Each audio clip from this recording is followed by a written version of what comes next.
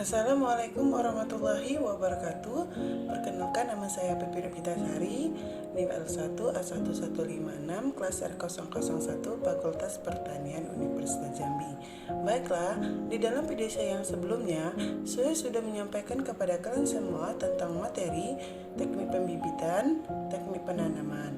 Nah, untuk video kali saya ini, saya akan menyampaikan kepada kalian semua tentang materi teknik pemeliharaan. Langsung saja kita masuk ke dalam videonya. Sebelum kita memasuki apa itu teknik pemeliharaan, kita harus tahu dulu pengertian dari pemeliharaan ini.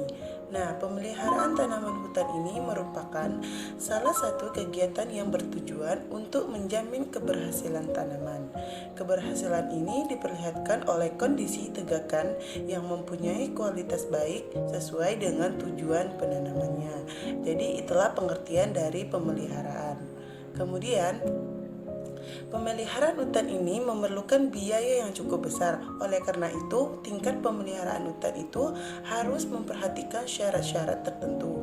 Nah, jadi ada 3 syarat dalam pemeliharaan hutan ini. Yang pertama, mengurangi teknis yang meliputi kelengkapan peralatan dan keterampilan tenaga kerjanya. Yang kedua, tindakan pemeliharaan tidak boleh merusak lingkungan. Yang ketiga, biaya yang dikeluarkan untuk kegiatan pemeliharaan ini harus dapat dikembalikan dari hasil yang dipelihara. Nah, jadi itulah 3 syarat dalam pemeliharaan hutan. Kemudian, pemeliharaan hutan ini sangat diperlukan. Kenapa? Karena dapat 2 masalah utama setelah kegiatan penanaman di lapangan, yaitu kematian bibit dan pertumbuhan lamban dan abnormal. Kematian bibit. Tidak semua bibit yang di lapangan itu bisa hidup. Beberapa minggu sampai beberapa bulan setelah ditanam, kita harus melakukan perhitungan jumlah bibit yang mati. Biasanya dilakukan pada awal saat penyiangan. Kemudian ada beberapa faktor yang mempengaruhi kematian bibit di lapangan. Yang pertama, keterampilan menanam, terutama kedalaman penanam dan kegemburan tanah di sekitar akar. Yang kedua, kondisi cuacanya itu yang berubah saat setelah penanaman. Yang ketiga, kondisi anakan akar yang rusak atau bibit tersebut stres karena transportasi dan lain sebagainya. Yang keempat, kondisi tanahnya itu kurang baik, tergenang atau tererosi permukaannya. Maksudnya itu tergenang oleh air. Yang kelima, serangga, gulma kompetitor dan binatang. Nah, jadi serangga atau lainnya itu kita harus melakukan pemeriksaan. Karena apa? Karena serangga, gulma dan binatang lainnya itulah yang menyebabkan dan yang mempengaruhi kematian bibit di lapangan. Untuk mengatasi pertumbuhan yang lambat, pada umumnya, hal yang pertama kali kita lakukan untuk mengatasi pertumbuhan tanaman yang lambat adalah dengan mengontrolnya itu, kompetisinya itu dengan vegetasi penggangguan untuk melalui penyiangan. Jadi itulah cara untuk mengatasi pertumbuhan yang lambat dengan cara mengontrol kompetisi dengan vegetasi pengganggu melalui penyiangan. Kemudian, beberapa kegiatan pemeliharaan tanaman antara lain ada 7 macam. Yang pertama, penyulaman. Yang kedua, penyiangan. Yang ketiga, pendanggiran. Yang keempat, pemupukan. Yang kelima, pemangkasan cabang. Yang keenam, penjarangan tumbuhan. Yang ketujuh, pengalihan hama penyakit. Jadi itulah 7 macam dari beberapa kegiatan pemeliharaan tanaman. Untuk yang pertama yaitu penyulaman tanaman, yang mana penyulaman tanaman ini merupakan tindakan pemeliharaan untuk meningkatkan persentase tanaman hidup dengan cara menanami kembali pada lubang tanaman yang tanamannya itu mati.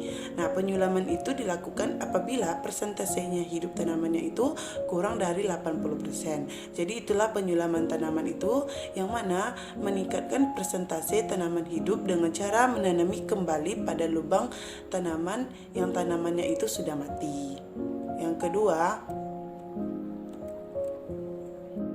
Penyulaman pertama dilakukan pada umur 1 bulan setelah penanaman, penyulaman kedua dilakukan pada umur 1 tahun setelah penanaman, sedangkan penyulaman tanaman itu harus dilakukan pada waktu musim penghujan sebagai waktu layak untuk penanaman.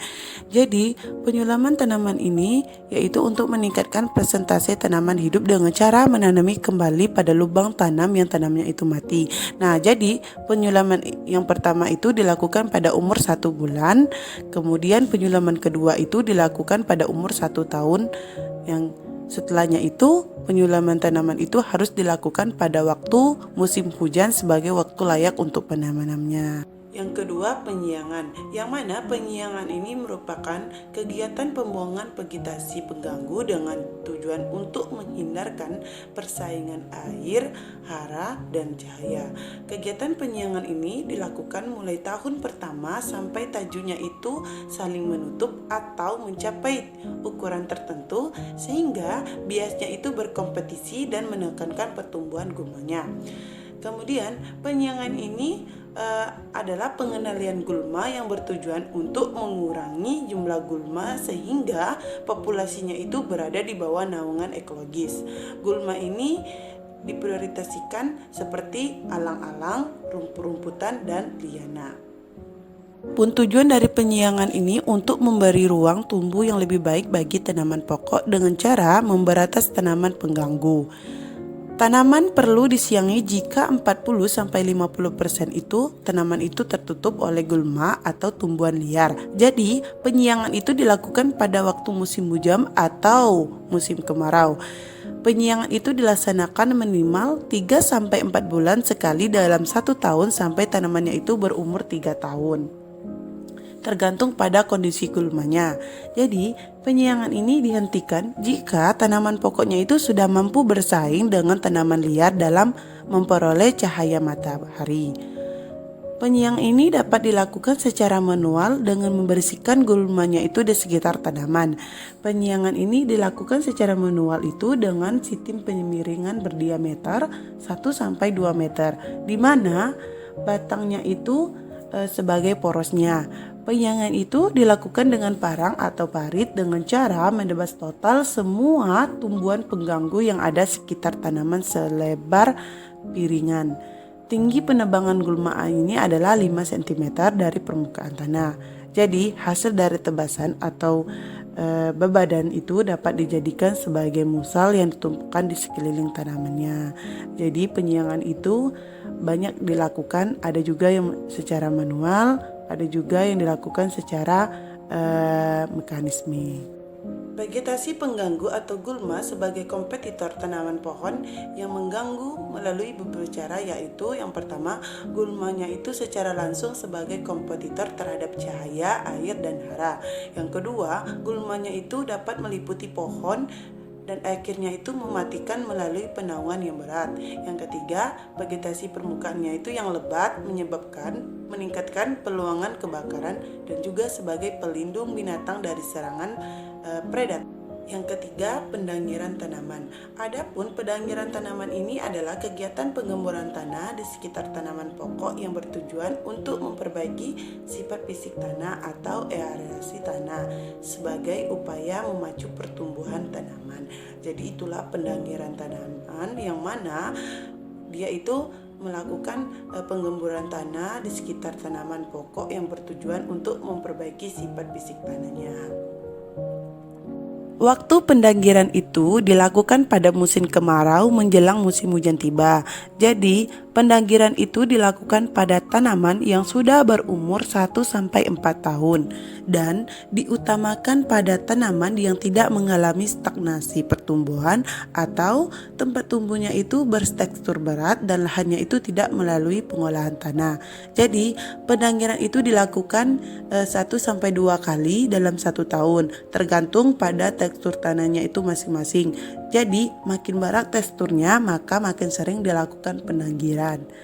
Pendanggiran itu dilakukan pada radius 50 cm dari batang tanamannya. Namun tergantung pada jarak tanamnya. Cara pendanggiran itu dilakukan dengan menggunakan cangkul. Dihindari cara pencakulan yang terlalu dalam karena dapat merusakkan perakaran.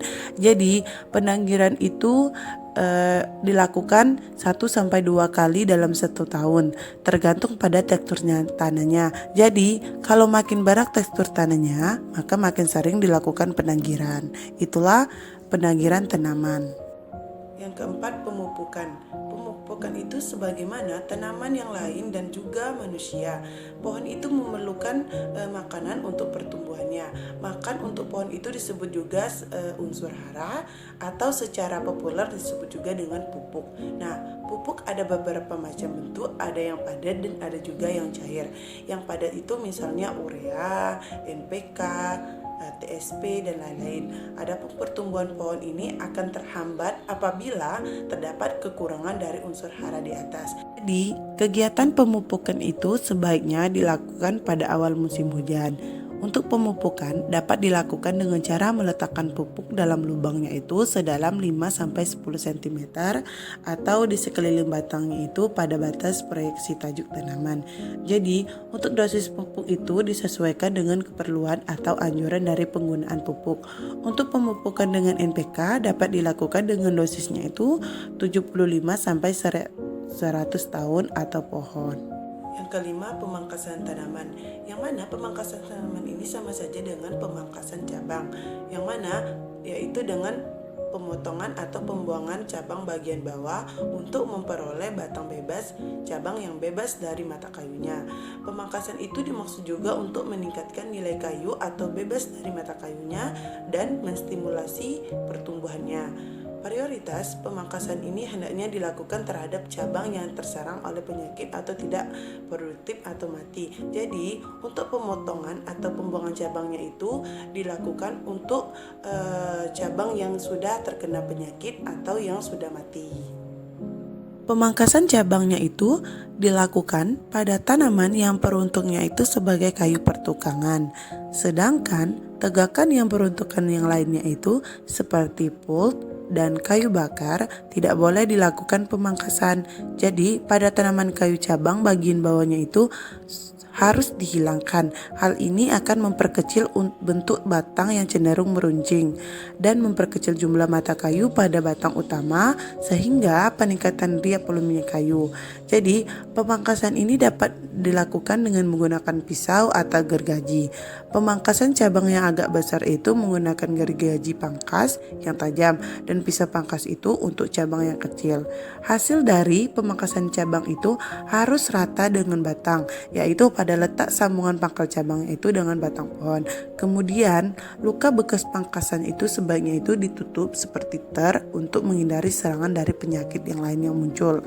Pemangkasan cabang ini dapat dilakukan dengan cara mengukur tinggi total dengan tinggi bebas cabang pohon yang akan dipangkas. Selanjutnya menetapkan bagian tajuk yang harus dibuang atau tinggi cabang yang harus dipangkas. Yang keenam, penjarangan.